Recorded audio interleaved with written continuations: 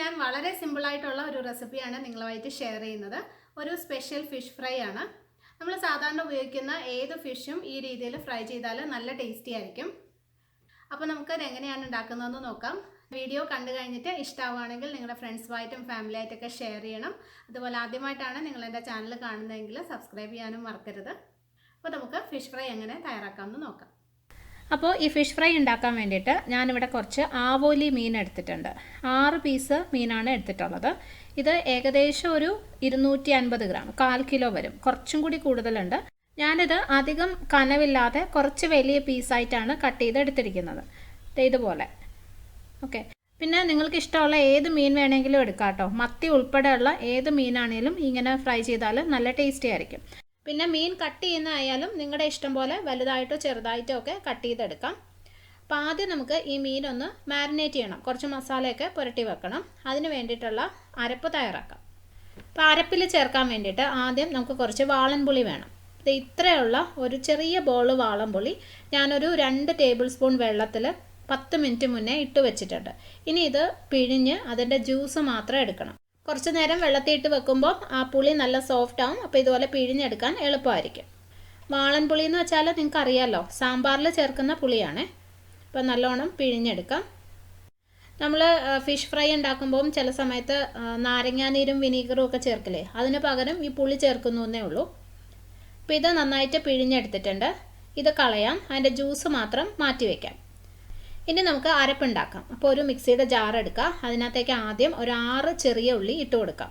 കുറച്ച് വലിയ സൈസിലുള്ള ഉള്ളിയാണിത്, അതുകൊണ്ടാണ് 6 എണ്ണം എടുത്തത്. അപ്പോൾ ചെറിയ സൈസാണെങ്കിൽ ഒരു 7-8 എണ്ണം ഒക്കെ എടുക്കാം. ഇത് ചെറിയ ചെറിയ പീസായിട്ട് മുറിച്ചിട്ട് ഈ മിക്സിയുടെ ജാറിലോട്ട് ഇട്ട് കൊടുക്കാം. ഇനി ഇതിനകത്തേക്ക് നമുക്ക് ഒരു കഷ്ണം ഇഞ്ചി ചേർക്കാം. ഇത്രയുള്ള ഒരു കഷ്ണം ഇഞ്ചിയാണ് എടുത്തിട്ടുള്ളത്. ഇതും ചെറിയ പീസായിട്ട് മുറിച്ച് ഇട്ട് കൊടുക്കാം. ഇതൊന്ന് ചതച്ചിട്ടിട്ടാലും മതി കേട്ടോ.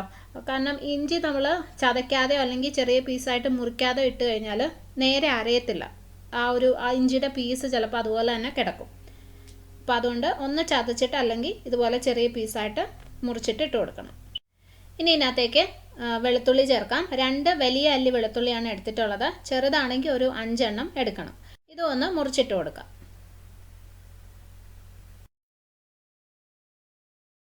ഇനി ഒരു തണ്ട് കറിവേപ്പില ഇട്ട് കൊടുക്കാം. ഇതിലേക്ക് നമുക്കിനി പൊടികൾ ചേർക്കാം. 1/4 ടീസ്പൂൺ മഞ്ഞൾപ്പൊടി, 4 ടീസ്പൂൺ കാശ്മീരി മുളക് പൊടി. കാശ്മീരി മുളക് പൊടി ആകുമ്പം എരിവ് തീരെ കാണത്തില്ല, പക്ഷേ നല്ല കളർ ഉണ്ടാവും. അപ്പോൾ നിങ്ങൾ എരിവുള്ള മുളക് പൊടിയാണ് ഉപയോഗിക്കുന്നതെങ്കിൽ ഒരു 2.5-3 ടീസ്പൂൺ ചേർത്താൽ മതി. ഇനി 2 ടീസ്പൂൺ മല്ലിപ്പൊടിയും കൂടി ചേർത്ത് കൊടുക്കാം. പിന്നെ ഇതിന് മുന്നേ ഞാനൊരു ഫിഷ് ഫ്രൈയുടെ റെസിപ്പി ഇട്ടപ്പം കുറച്ച് പേര് എനിക്ക് മെസ്സേജ് ചെയ്തിട്ടുണ്ടായിരുന്നു, മീൻ വറുക്കുന്നതിൽ മല്ലിപ്പൊടി ചേർക്കാറില്ല എന്ന്. അപ്പോൾ പലരും അങ്ങനെ മല്ലിപ്പൊടി ചേർക്കാതെയാണ് ഉണ്ടാക്കുന്നതെന്ന് തോന്നുന്നു. അങ്ങനെ നിങ്ങൾക്ക് ചേർക്കാൻ താല്പര്യമില്ലെങ്കിൽ മല്ലിപ്പൊടി ഒഴിവാക്കിയാൽ മതി. നമുക്ക് ഇതിനകത്തോട്ട് കുറച്ച് കുരുമുളക് പൊടിയും കൂടി ഇട്ട് കൊടുക്കാം. ഒരു 1/4 ടീസ്പൂണാണ് ചേർക്കുന്നത്. അത് എരിവ് പോലെ അഡ്ജസ്റ്റ് ചെയ്ത് ചേർക്കാം കേട്ടോ, നിങ്ങളുടെ ഇഷ്ടം പോലെ.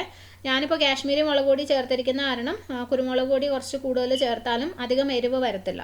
അപ്പോൾ നിങ്ങൾ എരിവുള്ള മുളക് പൊടിയാണ് ഉപയോഗിച്ചിരിക്കുന്നതെങ്കിൽ അതിനനുസരിച്ച് ഈ കുരുമുളക് പൊടിയുടെ അളവിലും മാറ്റം വരുത്തണം. ഇതിനകത്തേക്ക് നമുക്കിനി പുളി വെള്ളം കൂടി ഒഴിച്ചു കൊടുക്കാം. ആവശ്യത്തിനുള്ള ഉപ്പിട്ട് കൊടുക്കാം. ഉപ്പ് കുറഞ്ഞു പോയാലും കുഴപ്പമില്ല, പിന്നെ നമുക്ക് അരപ്പുണ്ടാക്കിയിട്ട് കുറവാണെന്ന് തോന്നിയാൽ ആവശ്യത്തിന് ഇട്ട് കൊടുക്കാം.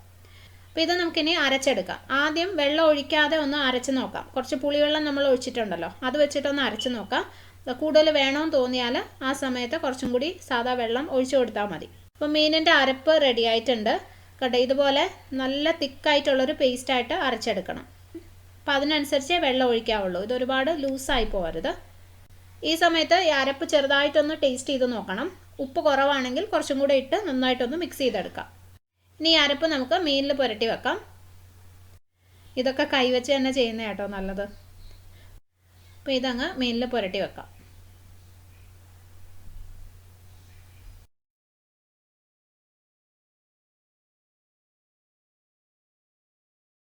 അപ്പോൾ മീനിൽ അരപ്പ് പുരട്ടി വെച്ചിട്ടുണ്ട്. ഇതൊരു 10 മിനിറ്റ് വെച്ചതിന് ശേഷം നമുക്ക് ഫ്രൈ ചെയ്തെടുക്കാം. കുറച്ച് സമയം ഒന്ന് വെച്ചിട്ട് ഫ്രൈ ചെയ്യുമ്പം ആ മസാലയൊക്കെ മീനിലോട്ടൊന്ന് പിടിക്കും. അപ്പോൾ നല്ല ടേസ്റ്റി ആയിരിക്കും. മീൻ ഞാൻ പുരട്ടി വെച്ചിട്ട് ഇപ്പോൾ ഒരു 10-15 മിനിറ്റായി. ഒരു പാനിലേക്ക് ആവശ്യത്തിനുള്ള എണ്ണ ഒഴിച്ചു കൊടുക്കാം. വെളിച്ചെണ്ണയാണ് നല്ലത്. പിന്നെ ഈ മീൻ വറുക്കാനൊക്കെ എത്ര എണ്ണ ഒഴിക്കണം എന്നുള്ളത് നിങ്ങളുടെ ഇഷ്ടം പോലെ ചേർക്കാം കേട്ടോ. ചിലർ വളരെ കുറച്ച് എണ്ണയിൽ ഫ്രൈ ചെയ്ത് ശീലമുള്ളവരായിരിക്കും. അങ്ങനെയാണെങ്കിൽ അത്ര ഒഴിച്ചാൽ മതി. പിന്നെ ഞാനൊരു സ്റ്റെയിൻലെസ് സ്റ്റീലിൻ്റെ പാത്രമാണ് എടുത്തിരിക്കുന്നത്. അതിനകത്ത് തീരെ എണ്ണ കുറച്ച് ഒഴിച്ചു കഴിഞ്ഞാൽ താഴെ പിടിക്കും. അപ്പോൾ ഈ എണ്ണ ആവശ്യത്തിന് ചൂടായിട്ടുണ്ട്. മീൻ ഇടുന്നതിന് മുന്നേ എണ്ണയുടെ ചൂട് നോക്കണം. എണ്ണ എപ്പോഴും ഒരു മീഡിയം ചൂടായിരിക്കണം. ചൂട് കൂടിയാൽ ആ മീൻ ഇടുന്ന വഴിക്ക് തന്നെ പുറത്തുള്ള മസാലയൊക്കെ പെട്ടെന്ന് അങ്ങ് കരിഞ്ഞു പോകും. അപ്പോൾ അതുകൊണ്ട് എപ്പോഴും ഒരു മീഡിയം ചൂടിൽ കിടക്കുന്ന എണ്ണയിലോട്ട് വേണം മീനിടാൻ.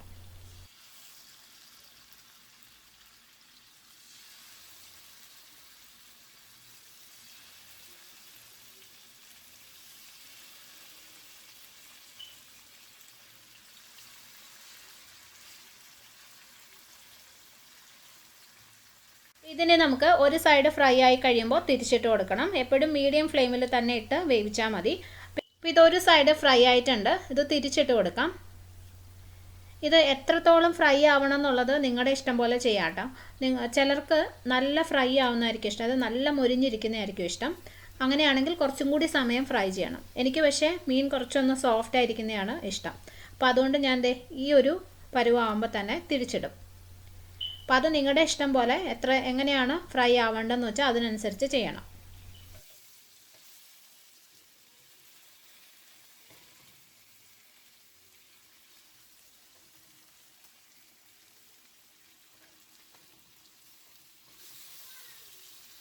മീൻ തിരിച്ചിട്ട് കഴിഞ്ഞിട്ട് ഇതിനകത്ത് കുറച്ച് കറിവേപ്പിലയും കൂടി ഇട്ട് കൊടുക്കാം. നല്ലൊരു ഫ്ലേവർ ഉണ്ടാവും.